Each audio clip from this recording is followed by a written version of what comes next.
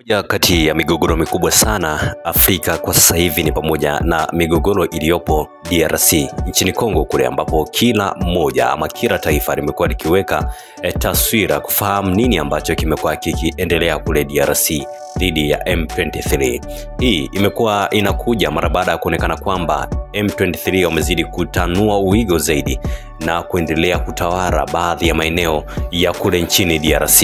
Na hapa mwandishi wetu Maisha Bangira anazungumza na mchambuzi wa siasa kutokea kule nchini Kongo. Sawa, ndugu mtazamaji na msikilizaji wa Baharia TV. Tukiangazia habari za kimataifa huko nje ya nchi, lakini kuna migogoro ambayo ipo kikanda. Kama nakumbuka vizuri, kuna mgogoro ule wa nchini DRC Kongo, ambapo waasi wamechukua maeneo kadhaa nchini Kongo na wakidai kwamba kuna mazingira ambayo serikali ya DRC Kongo ambayo inaongozwa na Rais Tshisekedi kwamba haitendi haki, na hivyo kuchukua baadhi ya miji ikiongozwa na mji muhimu sana mashariki mwa Kongo ambao unaitwa Goma. Sasa niko na mchambuzi wangu hapa ambao pia ni mwandishi wa habari yuko nchini Goma, kwa tunampata moja kwa moja kutoka Goma. Nitaomba pia atajitambulisha vizuri yeye mwenyewe, majina yake, lakini nafasi yake akiwa Goma. Habari za huko ndugu yangu? Habari ni nzuri kidogo. Naitwa Jason Vitange Maestro, ni mkaaji wa Goma. Nimefika hapa Goma tangu mwaka 2012. Ndio. Lakini habari Goma kabisa si sawa. Okay. Na hivi kumekuwa na mgogoro wa muda mrefu, na baadhi ya nchi zimetafuta wale wa Jumuiya ya Afrika Mashariki imejaribu kutafuta suluhu ya mara kwa mara, lakini pia hata ile jumuiya ya kikanda ile ya SADC imejaribu kutafuta suluhu la mgogoro wa nchini Kongo. Na kwa maoni yako hapo, Goma imefikia wapi, licha kwamba huo mji umeshikiliwa chini ya waasi? Hali ya kisiasa hapo baada ya kushikiliwa na waasi ikoje? Mji wa Goma hali si mzuri, naweza sema kwamba hali ni mbaya. Hadi sasa hali ni mbaya. Kwa maana kila kukicha ni mauaji na istoshe wizi, mambo ya kigaidi yanazidi kutawala mji wa Goma. Yani nikisema kwa SADC kwamba SADC na wao wanaingilia kwa kutafuta usalama, lakini mpaka hivi hatuoni mafanikio yoyote ya hizo jitihada zote ambazo wanafanya. Na jumuiya na cha kushangaza bwana mtangazaji, cha kushangaza hivi majuzi tukaona SADC hapa mjini Goma kwenye hoteli Serena wakizungumuza na adui waasi wa M23. Na hicho kikatupa picha moja hivi ambayo wakaaji wa Goma hawajaelewa. Amani iliyopo mjini Goma kabla ya waasi kuchukua mamlaka ya hapo, unalinganishaje? Yani kwamba Goma ilivyokuwa naongozwa chini ya serikali na Goma iliyopo saizi chini ya waasi, ipi unaona angalau ina wafadhali kidogo? Naweza sema kwamba utawala umeharibika wakati waasi wameingia mjini Goma. Utawala umeharibika, machafuzi, watu kuuliwa na wizi unatawala, na hakuna justice hapa Goma. Ni kusema mtu kuuliwa inakuwa ni jambo ambalo linakuwa kama kawaida tu. Kila usiku masasi inapiga huku na kule, mambo kama hayo tu, chafuzi.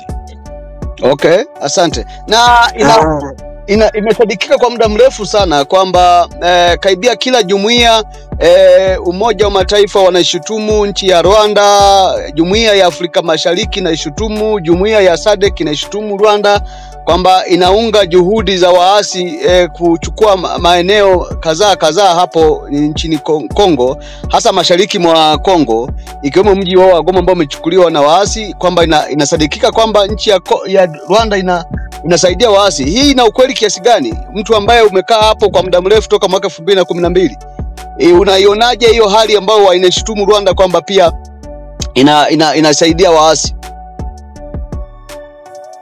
Kweli hiyo kitu ina ukweli kiasi kwamba tunaweza kuangalia kwa wale ambao wanaongoza sasa, wale ambao wanaongoza yani kamati ya M23 ambao serikali sasa. Ukiona vizuri ni Wanyarwanda, ukiona mzuri ni Wanyarwanda, wanaongea lugha ya Kinyarwanda. Wale ambao wana control movement ya barabara ambao tunawaita warulaji ni Wanyarwanda, wanaongea lugha ya Kinyarwanda. Istoshe ukienda Rwanda, mkongomani kwenda Rwanda hivi sasa imekuwa ni kitu ambayo imerahisishwa sana. Hakuna documents ama nani yote ambayo mtu anaweza kufanya kama mbeleni. Unaona bwana mtangazaji? Okay. Na istoshe bwana Rais Kagame alifanya kikao na Wanyarwanda, akawaambia kwamba inabidi wafunge mikanda. Hiyo jambo nayo ikatupa picha, ikatuonyesha kwamba Rwanda iko nyuma ya waasi wa M23. Okay. Nashukuru. Na kikubwa ambacho unaona kwa maoni yako wewe binafsi, tunaambiwa kwamba huko nchini DRC Congo kuna rasilimali adimu sana ambazo zipatikana duniani kote, hata zikipatikana lakini kwa Congo zinapatikana kwa kiasi kikubwa, hasa madini.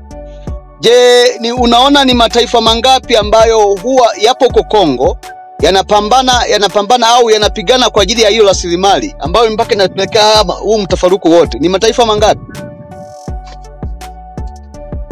Yani siwezi weza kusema kwamba ni mataifa mangapi, kwa maana ni nchi nyingi duniani ambazo zinachochea vita ikae ili wao wapate nafasi ya kupora rasilimali na mali za Kongo. Ni nchi nyingi sana, nyingi sana.